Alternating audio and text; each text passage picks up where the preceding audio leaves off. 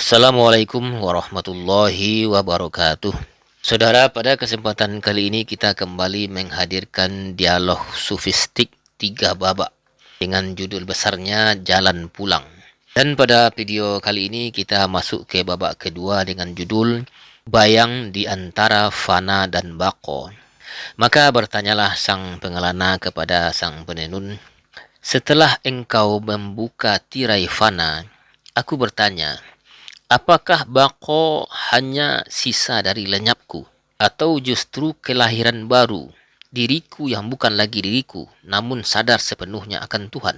Kata penenun, bako adalah bako billah, kekal bersama Allah.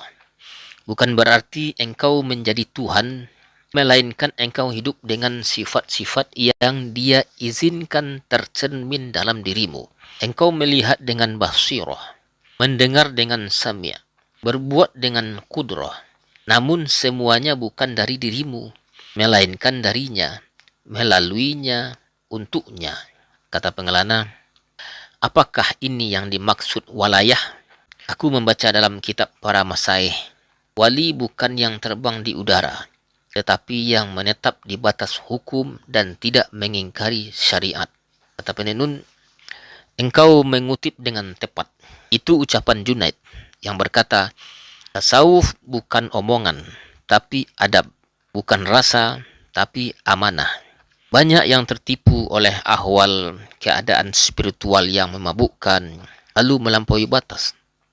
Padahal para kamil yang sempurna kembali turun dari puncak cahaya dan hidup bersama umat membawa hikmah, bukan hanya ekstasi. Kata pengelana, namun jiwaku masih merindukan momen lenyap itu, di mana aku seperti menjadi api yang membakar tirai, dan hanya tinggal kehadiran murni. Apa salahnya rindu pada keadaan itu? Kata penenun, tidak salah jika kerinduanmu bersih. Tetapi ingat, bahkan Nabi Musa pun pingsan saat menyaksikan tajalli. Dan Rasulullah, manusia yang paling dekat dengan Tuhan, tidak menetap di Sidratul Muntaha. Ia kembali ke dunia membawa syariat, mendidik umat, menyempurnakan adab, dan menunaikan ubudiyah. Kata pengelana, jadi jalan ini jalan sufistik yang katanya bebas dari bentuk, harus tetap berpulang ke hukum.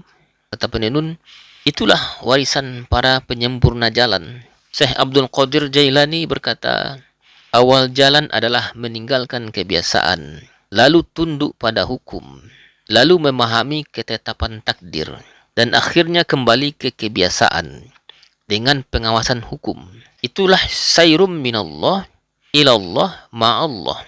Perjalanan darinya kepadanya bersamanya, tanpa melupakan batas-batas yang Dia letakkan.